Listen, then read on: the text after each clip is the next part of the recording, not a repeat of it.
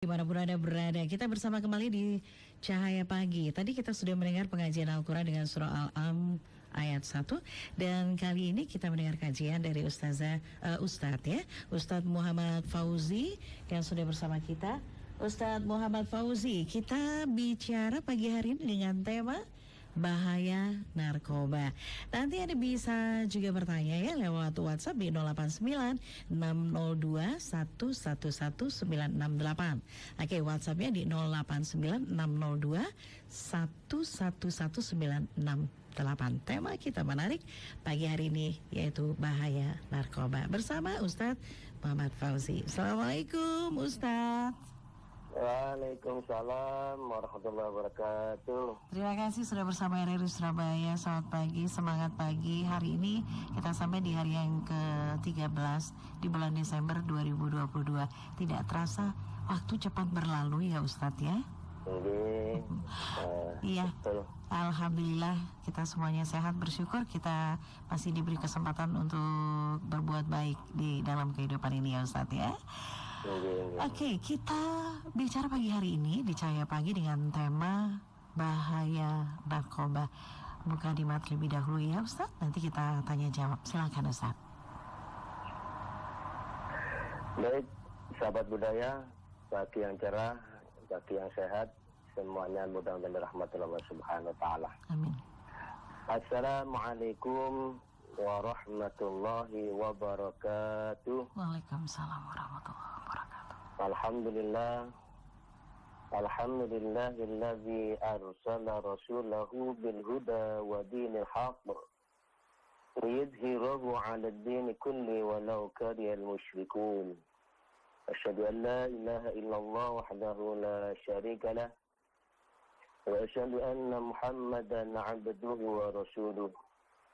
Allahumma salli wa sallim ala sayyidina Muhammad wa ala alihi wa ashabihi wa man tabi'ahum bi ihsanin ila yaumiddin. Rabbi shrah li sadri wa yassir li amri wahlul 'uqdatam min lisani yafqahu qawli. Wa qala ta'ala fi kitabil 'azizil karim, a'udzu billahi minasy syaithanir rajim. Bismillahirrahmanirrahim.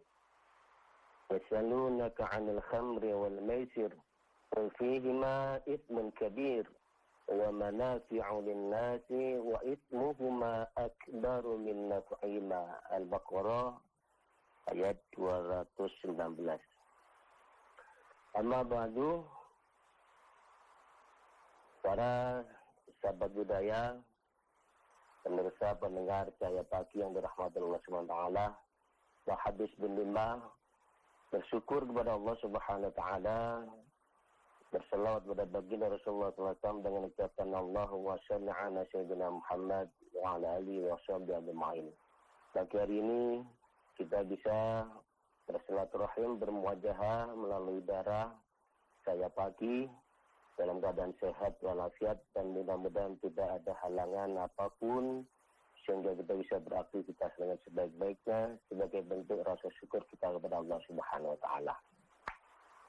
Sahabat pagi, sahabat budaya yang dirahmati Allah Subhanahu wa taala, tema pagi hari ini yaitu bahaya narkoba. Sebagaimana diketahui bahwa sesama umat muslim perlu untuk saling mengingatkan satu sama lain akan sesuatu kebaikan. Dan karena itu melalui siaran Cahaya Pagi ini, saya selaku yang materi pagi hari ini akan mengingatkan kepada seluruh pemirsa atau pendengar Cahaya Pagi yang dirahmati Allah, terutama kepada diri saya sendiri, tentang sebuah peringatan dari Rasulullah SAW. Beliau mengingatkan kepada kita akan adanya 3 orang yang tidak akan masuk surga. Peringatan Rasulullah SAW tentang 3 orang yang tidak akan masuk surga tersebut terdapat dalam sebuah hadis dari Abu Musa. Sabdanya beliau demikian, salatun la yadkhulul jannah, mudmin khamri wa musaddiqus sihri wa qatir rahim. Rawahu Ahmad wa Ibnu Hibban.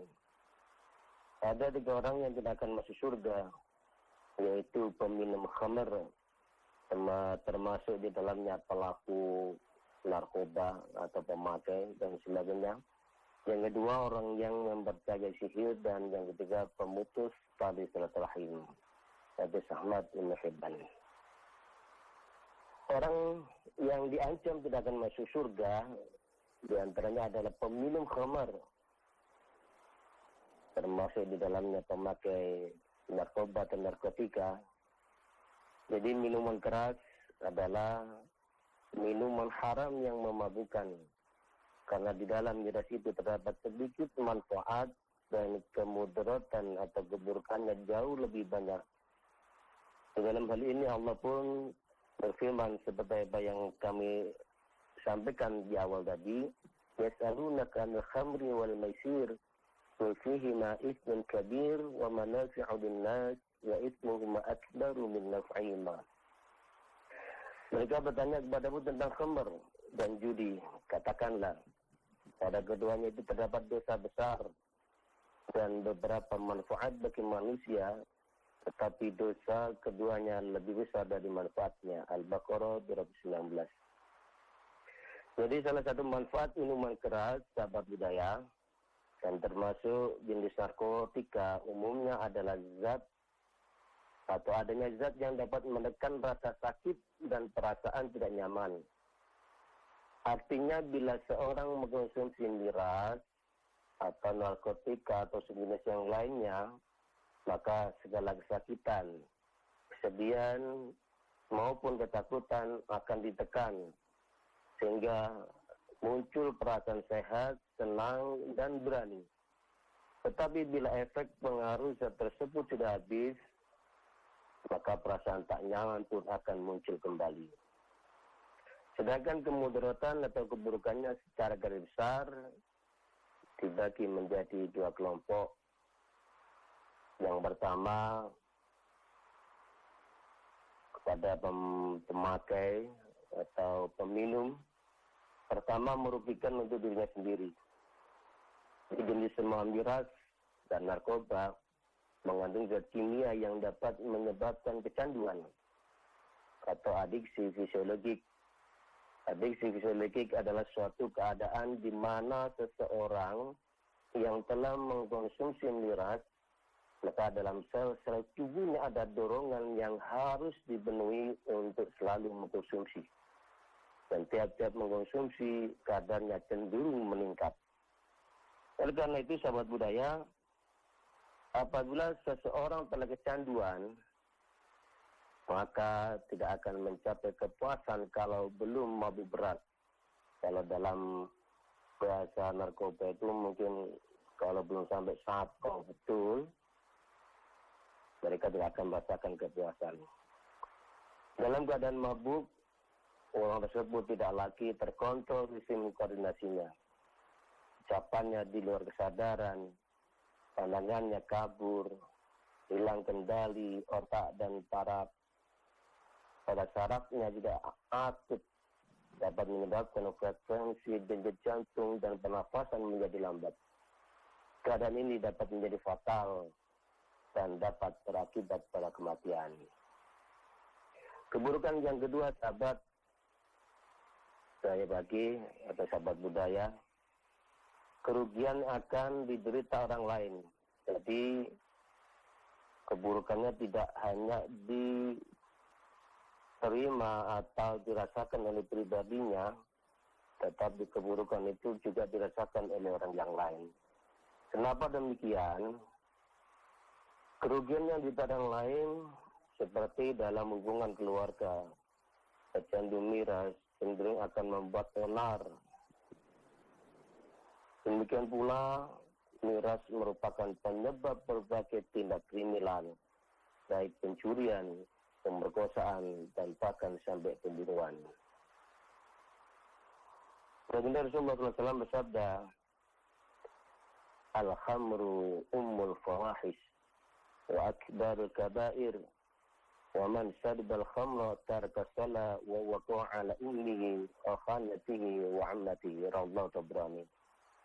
Minuman keras atau pengguna narkoba merupakan induk dari kemaksiatan dan sebesar-besar dosa besar.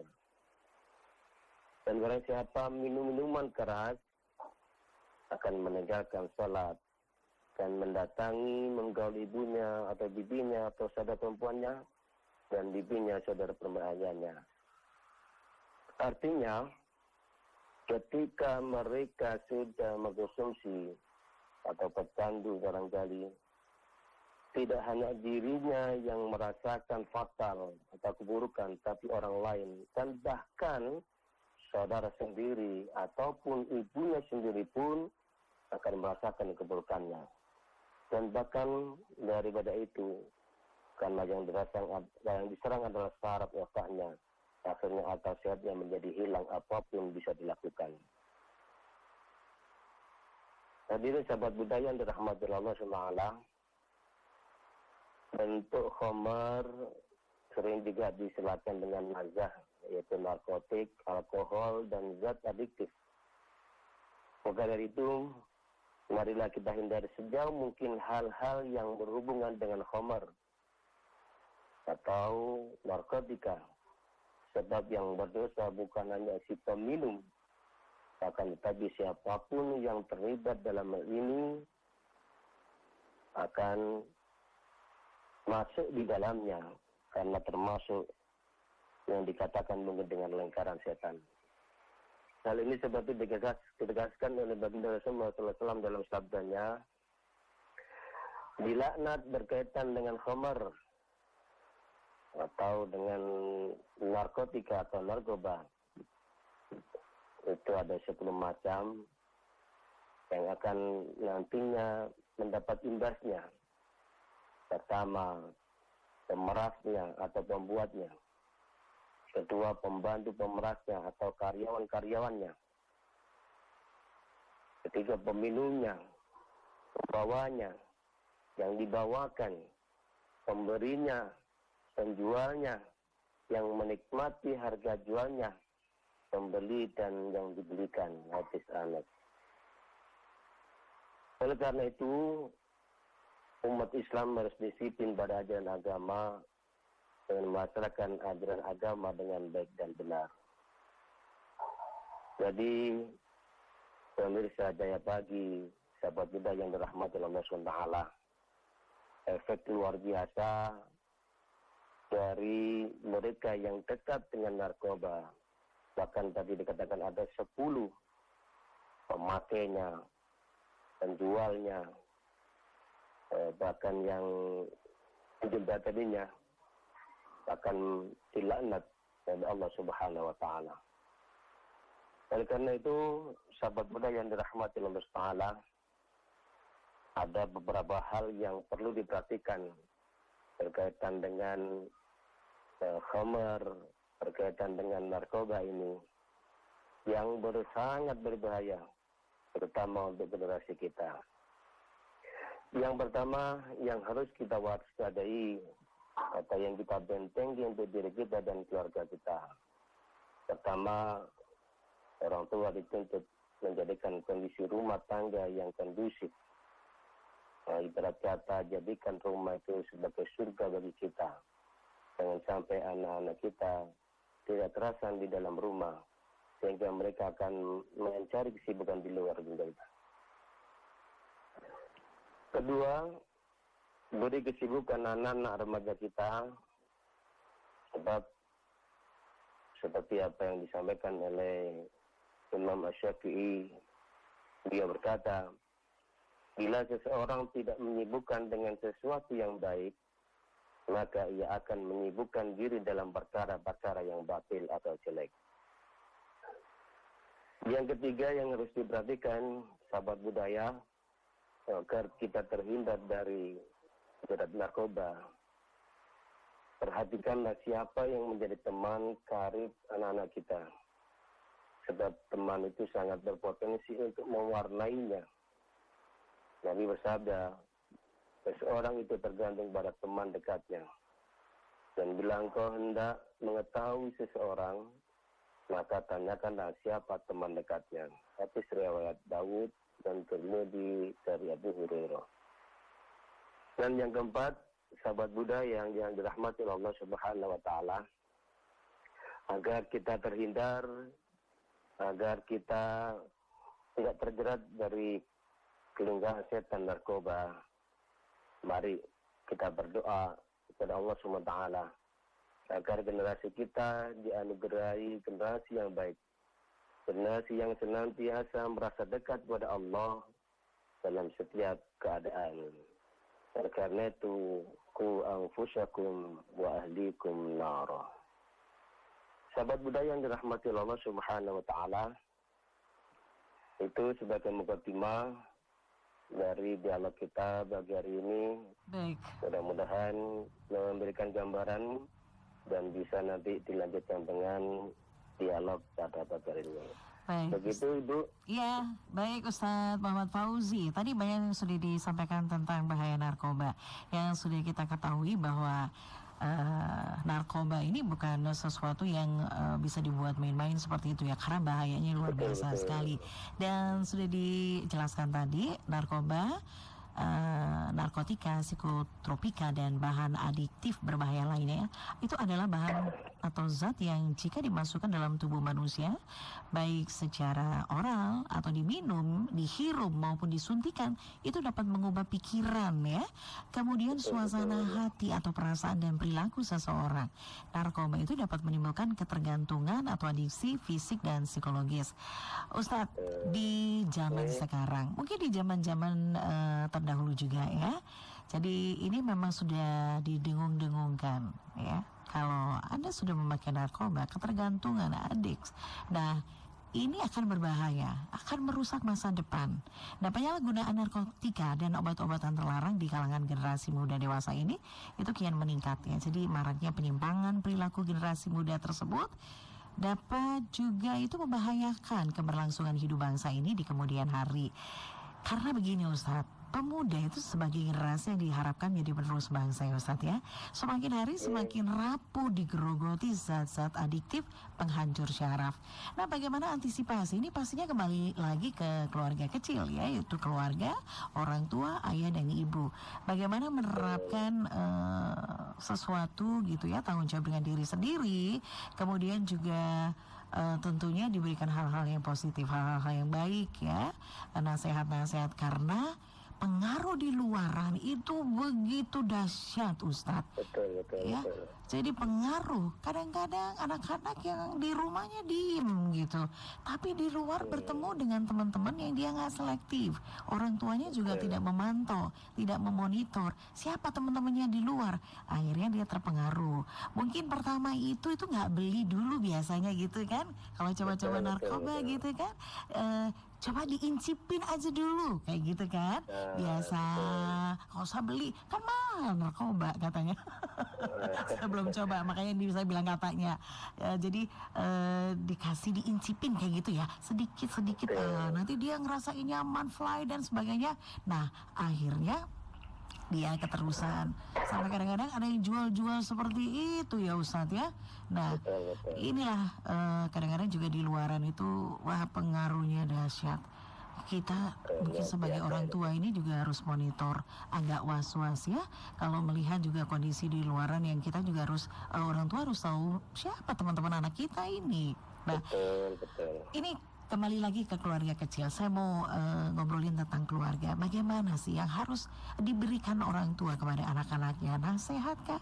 Kadang anak-anak sekarang itu kan nggak suka dimarah-marah, nggak suka dibentak-bentak, nggak suka untuk mendengar perintah orang tua, tapi mereka diajak diskusi. Bagaimana Ustadz? Oke, baik. Sahabat budaya yang dirahmati Allah Subhanahu Madrasatul Ula, sekolahan yang pertama kali adalah rumah atau kediaman kita masing-masing. Di situ ada ibu, ada ayah, yang jelas ada generasi yaitu anak. Oleh karena itu, kita sebelum jauh melangkah membentuk keluarga, dan tidak kita harus punya program yang luar biasa.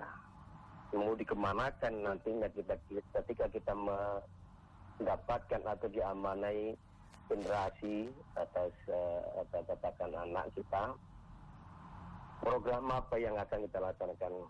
akan kita jadikan mereka anak-anak yang biasa saja atau anak-anak yang luar biasa, dan itu kewajiban orang tua kita. Makanya anak atau al-ghulam yulad dalam fitrah, anak itu dilahirkan dalam keadaan suci. Yumajisanihi ayunasuranihi, mau jadikan anak ini kambisnya yang luar biasa, atau dijadikan anak ini menjadi seorang generasi yang tangguh dan lain sebagainya, ini semua ada di tangan ayah dan ibu, yaitu sebagai madrasatul ula, sebagai generasi pertama atau sebagai tempat menimba ilmu pertama yang jelas tutornya, gurunya adalah ayah dan ibu. Oleh karena itu paling tidak sebagai orang tua, mari betul-betul mulai kita memprogram generasi kita. Mulai sebelum lahir, kita betul-betul kenalkan anak atau calon bayi yang ada di perut ibu dengan pendidikan-pendidikan yang luar biasa. Yang tidak kita kenalkan dengan kalimat-kalimat Allah, kalimat-kalimat tauhid yang bisa membentengi generasi kita dari hal-hal yang bisa merusak keimanan kita. Kedua, selanjutnya yang jelas begitu lahir paling tidak kita mengenalkan dengan yang baik-baik. Artinya memang semua yang diciptakan oleh Allah SWT di muka bumi ini semua untuk manusia. Namun tidak seharusnya ketika semuanya diciptakan untuk kita, Allah masih memberikan filter, yaitu adanya halal dan haram. Nah, disitulah kita membenarkan kepada anak-anak kita, walaupun semua yang diciptakan oleh Allah untuk kita, namun kita harus betul-betul mensyukurinya dengan memperhatikan halal dan haramnya. Mungkin diantaranya apa yang kita konsumsi, apa yang ada di dalam lingkungan kita itu betul-betul kita memberikan filter yang luar biasa untuk anak-anak kita. Karena tidak untuk pergaulan di rumah kita. Mungkin agar anak nantinya bisa terus mendengar apa yang kita sampaikan, dan yang kita perkenalkan kepada mereka tutur kata yang baik, intonasi berbicara dengan orang tua, intonasi berbicara dengan tetangga, dengan gurunya dan sebagainya. Itu kita perkenalkan dengan anak kita. Selanjutnya di masa pertumbuhannya kita juga terus memberikan pengertian atau pemahaman bahwasanya di luar itu juga akan ditemukan hal-hal yang luar biasa yang nantinya akan diprotek atau direkam oleh anak kita. Jadi insya Allah kalau kita di rumah kita memberikan pemahaman yang luar biasa dengan anak-anak kita insya Allah, atau memberikan dasaran yang kuat untuk anak-anak kita insya Allah, ketika anak-anak kita berada di luar pun mereka pun juga akan siap dan bisa memilah-milah mana yang baik dan mana yang kurang baik sesuai apa yang diarahkan pertama kali mereka menerima dari rumahnya sebagai madrasah ulah atau sebagai madrasah pertama. Iya, oke. Itu dulu. Iya, baik. Tadi sudah dijelaskan bahwa keluarga terkecil ya, yaitu tentunya orang tua selalu mengarahkan hal-hal yang baik, menasihati, tidak begitu saja mencontohkan hal-hal yang baik kepada anak ya. Dan banyak hal yang sudah disampaikan, bahaya narkoba bagi kesehatan, di mana narkoba itu sesedikit apapun penggunaannya ya Ustadz ya, sangat berbahaya bagi kesehatan. Karena penggunaan yang sedikit biasanya tidak akan bertahan lama. Jadi secara umum penyalahgunaan narkoba memberikan 4 dampak bagi kesehatan, yaitu menurut kesehatan yaitu dampak depresan, dampak halusinogen ya, kemudian dampak stimulan dan juga dampak adiktif. Nah, yang dampak adiktif pada dasarnya ini semua jenis narkoba menyebabkan dampak ketagihan dan kecanduan. Ini yang bahaya. Kalau sudah ketagihan, kalau sudah kecanduan, dan seperti yang kita tahu gitu, kalau dia tidak bisa konsumsi narkoba, waduh, bisa seperti kayak gitu ya. Kalau kita tahu ya, ngeri banget gitu. Oke, ini ada WhatsApp di 089602111968. Terima kasih dengan siapa ini? Dari Pak Asnan Agus. Selamat pagi Pak Asnan Agus ya, di mana? Di Sukodono ya. Terima kasih. Assalamualaikum Ustadz. Waalaikumsalam warahmatullahi wabarakatuh. Masalah bahaya narkoba, kita sebagai warga sangat prihatin. Banyak saudara-saudara kita kecanduan narkoba, sebab hukum kita tidak menunjukkan hukum yang sebenarnya. Coba siapapun, baik pemakai, bandar, kalau memang udah terbukti menurut hukum, udah hukum yang berat saja. Bila perlu tembak depan umum biar semua tahu. Maaf ya Ustadz, semoga Ustadz sehat, dan buat kru Pro 4 semoga sehat dan selamat beraktivitas. Terima kasih Pak Asnan Agus, matur nuwun. Bagaimana? Bisa ditanggapi Ustadz? Oke. Memang sahabat budaya yang dirahmati Allah, untuk narkoba ini ya sangat rentan dengan anak-anak kita, terutama yang masa pertumbuhan. Tadi sudah saya katakan baik oleh Ibu, kalau di rumah mungkin anak-anak kita bisa diprotek gitu ya. Yeah. Tapi begitu keluar rumah saya katakan, waduh luar biasanya pengaruhnya. Paling tidak lingkungan, teman, atau bahkan orang lain. Oleh karena itu, apa yang harus kita lakukan ketika untuk anak-anak kita? Seperti yang kita katakan tadi, paling tidak kita dasari dengan agama yang kuat. Kemudian kita arahkan anak-anak kita dalam hal pendidikannya yang juga agamis. Tetapi tidak menutup kemungkinan untuk kita tidak terus protektif yang kuat untuk anak-anak kita. Karena ditakutkan anak-anak kita itu akan pemikirannya kurang berkembang. Kita memberi kebebasan, tetapi dalam hal itu kita juga harus memberikan proteksi. Paling tidak pertama kenali teman-temannya, kenali apa yang menjadi perilaku sehariannya.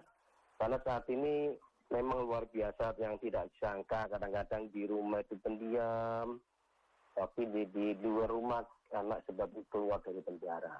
Artinya apa? Saat ini banyak kasus-kasus anak itu sering kok kerasan di dalam rumah atau kok kerasan di dalam kamar. Nah, ini ada apa? Karena peredaran narkoba ini tidak hanya penjual yang berjalan, tapi saat ini yang luar biasanya ada yang namanya jual beli online, yang ini yang sangat kadang-kadang orang kita yang nggak tahu atau nggak paham, akhirnya anak sudah berkadung pinter menggunakan HP-nya atau gadgetnya untuk melakukan transaksi tanpa sentuhan kita. Nah ini yang kadang-kadang yang kita tidak sadari. Oleh karena itu, sahabat budaya yang dirahmati Allah, antisipasi yang kita harus lakukan, teruslah kita komunikatif dengan anak-anak kita, teruslah proaktif dengan anak-anak kita. Paling tidak ketika kita sudah ada di rumah, sering-sering lah ngobrol bareng. Kalau kita anak kita mungkin baru pulang dari sekolah, ya kita santai, ngobrol santai, menanyakan gimana kabar di sekolah, gimana keadaan teman-temannya. Nah, ini mungkin barangkali akhirnya anak bisa merespon, sehingga dengan itu komunikatif keluarga akan hidup, dan insya Allah anak itu akan semakin nurut dan mau mendengarkan apa yang disampaikan oleh orang tua atau guru kita. Tapi dengan itu perlu kerjasama antara kita, orang tua, dan juga barangkali guru-guru yang ada di sekolahnya. Dan juga perlu anak-anak diberi konsumsi dengan nasihat-nasihat atau banyak-banyak mendengarkan fatwa-fatwa agama. Itu. Baik, terima kasih Ustadz, dan terima kasih Pak Asnan Agus ya yang sudah bersama kami di Cahaya Pagi. Sahabat budaya yang lain boleh ya WhatsApp di 089602111968. Ya, bahaya narkoba, kemudian juga untuk kesehatan jiwa, kejiwaan yang pastinya juga akan berpengaruh ya. Seperti kalau bahaya narkoba narkoba bagi kejiwaan itu kerja menjadi lamban ya Ustadz, dan ceroboh serta tegang dan gelisah. Jadi merasa gelisah, nggak nyaman begitu. Kemudian hilang percaya diri, penghayal, apatis dan penuh curiga dengan lingkungannya. Kemudian juga ada paranoid ya, sulit berkonsentrasi, mudah tersinggung dan tertekan. Kemudian yang bahaya narkoba juga itu merasa tidak aman dia. Kemudian juga sasaran dari para bandar narkoba adalah generasi muda. Nah sekali lagi Ustadz yang disampaikan tadi bahwa tetap lingkungan terkecil adalah keluarga, para orang tua selalu monitor ya. Kemudian jangan terlalu percaya juga gitu kan. Bukan berarti kita nggak percaya sama anak gitu, tapi dilihat juga. Karena kalau mencintai anak, menyayangi anak, jangan dibiarkan juga, jangan percaya juga. Karena pengaruh di luaran itu begitu dahsyat, Bapak Ibu. Ya, apalagi kalau sekarang ini ngelihat ada geng-geng itu ya. Aduh, gimana dong ya? Ini kita mesti sebagai orang tua. Iya, sebagai orang tua ini mesti harus mengamati ya. Siapa teman-teman anak kita gitu, selektif harus ya. Kemudian ditanamkan tentang religi ya, keimanan itu penting sekali, bahwa ya narkoba kita tahu bahwa haram, dijauhi itu. Kemudian kalau dibilang tadi Ustadz bahwa kontrol ya keluarga, kemudian juga sekolah ini penting ya, sekolah ini. Betul. Sekolah dan anak-anak sendiri harus punya tanggung jawab sebenarnya pada dirinya sendiri gitu kan.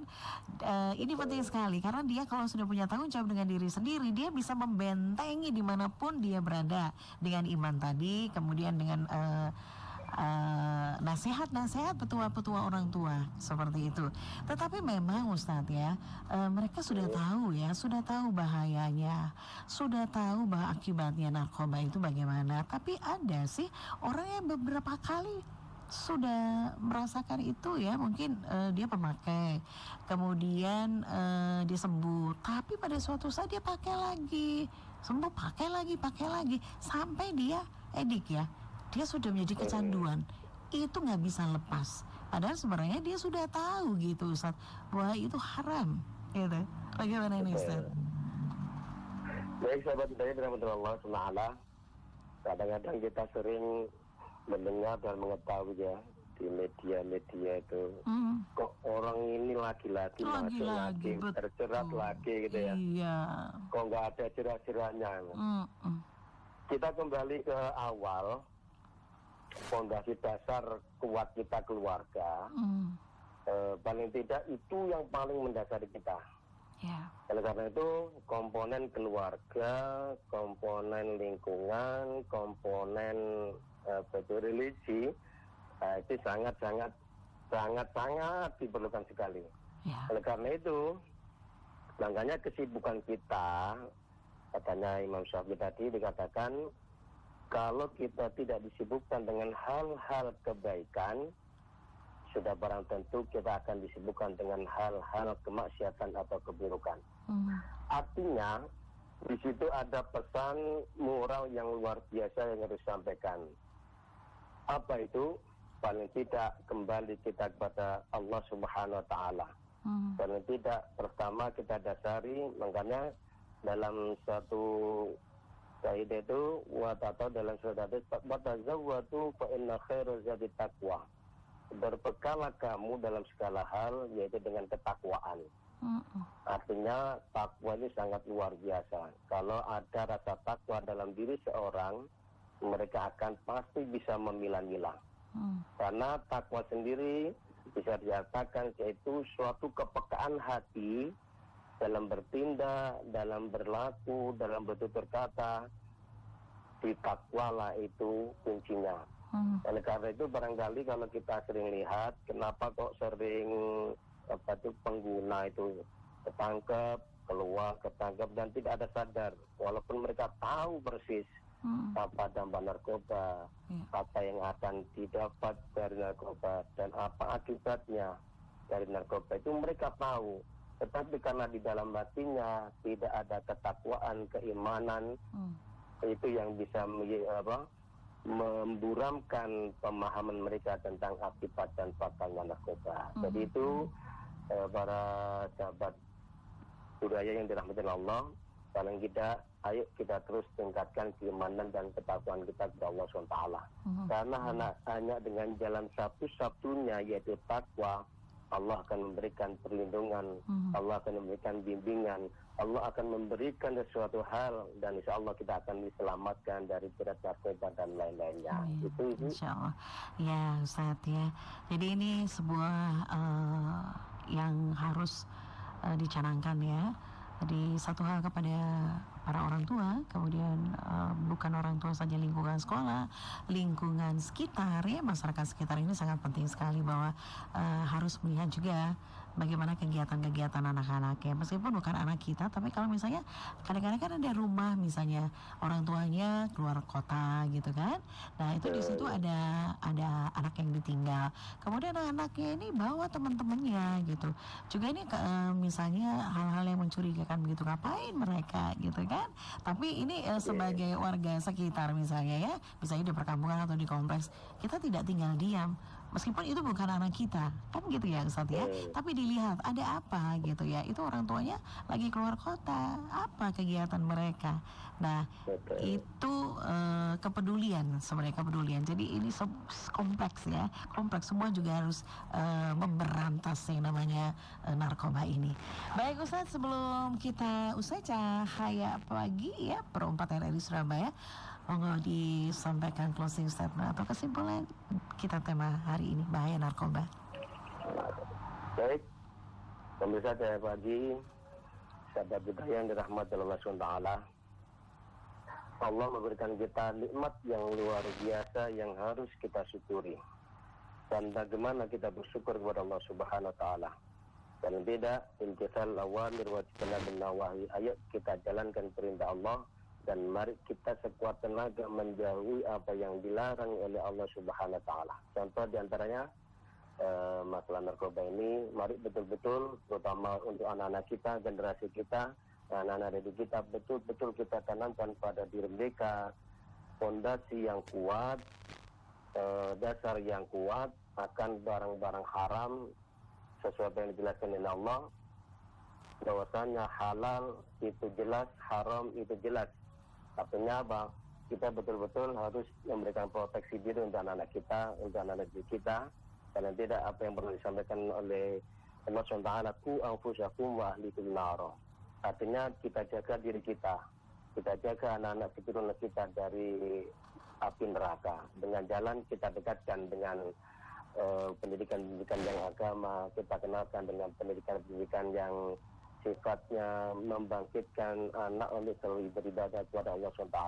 Kalau tidak, kita harus dekat dengan Allah, yaitu dengan jalan takwa Allah.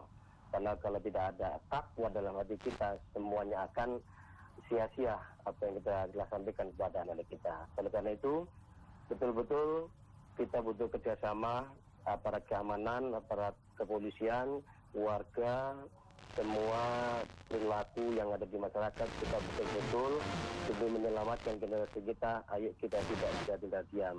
Paling tidak, apapun yang mencurigakan, apapun yang dilakukan oleh orang yang tidak dikenal ataupun dikenal, ketika itu kelihatan mencurigakan, ayo betul-betul kerjasama dengan aparat, dengan lingkungan setempat, agar apa yang menjadi perilaku atau apa yang menjadi masa depannya anak-anak bisa terjaga dengan sebaik-baiknya. Oleh karena itu selalu kita proteksi diri dengan keimanan, dan kita terus mawas diri dan tidak diam. Artinya kita ikut membangun negeri, ikut membangun generasi, ikut membangun masa depan anak-anak kita dan bangsa kita. Itu sebagai closing untuk saya pagi hari ini.